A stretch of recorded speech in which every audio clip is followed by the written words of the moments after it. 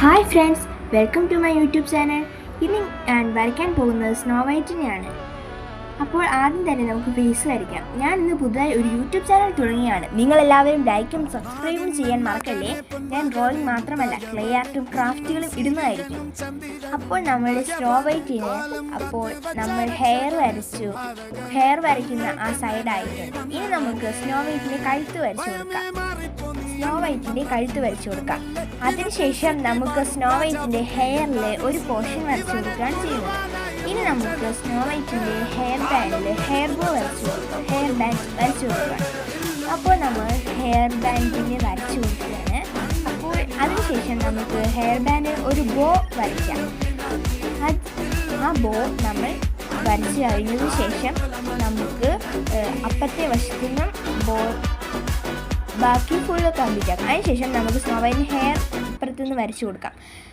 ബോയുടെ മുകളിൽ നിന്ന് നമ്മൾക്ക് വീണ്ടും ഒരു ഹെയർ പോർഷൻ കൂടി വരച്ചു കൊടുക്കുക.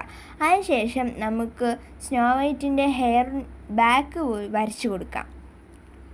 പിന്നെ സ്നോ വൈറ്റിൻ്റെ കഴുത്ത് ഡ്രസ്സും കൂടി വരച്ചു കൊടുക്കുകയാണ് നമ്മളിപ്പോൾ ചെയ്യുന്നത്. ഡ്രസ്സിൻ്റെ തുടക്കം വരച്ചു കൊടുക്കുകയാണ്. പിന്നെ സ്നോ വൈറ്റിൻ്റെ കഴുത്തിൻ്റെ ഇവിടെ ഒരു വൈറ്റ് കളർ വരച്ചു കൊടുക്കുന്നു.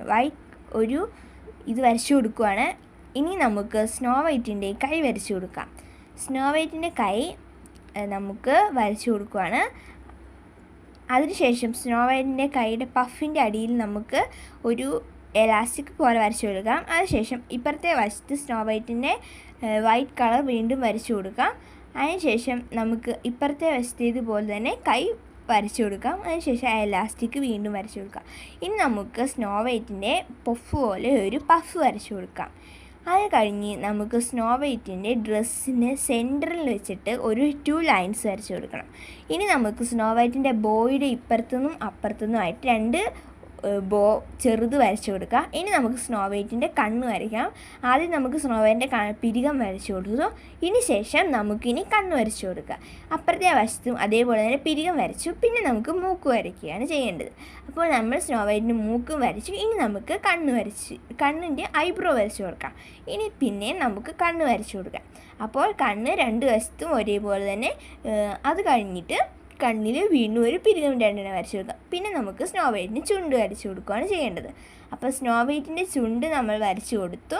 അത് കഴിഞ്ഞിട്ട് സ്നോ വൈറ്റിന് നമ്മൾ വരച്ചു കൊടുക്കാൻ പോകുന്നത് കൈയാണ്. അപ്പോൾ 2 വശത്തും സ്നോ വൈറ്റിന് കൈ വരച്ചു കൊടുക്കുക. അത് കഴിഞ്ഞിട്ട് നമുക്ക് സ്നോ വൈറ്റിൻ്റെ കൈക്ക് ഒരു പഫിലുള്ള ഒരു റെഡ് കളർ വരച്ചു കൊടുക്കുകയാണ് ചെയ്യുന്നത്. ആ മഴത്തുള്ളി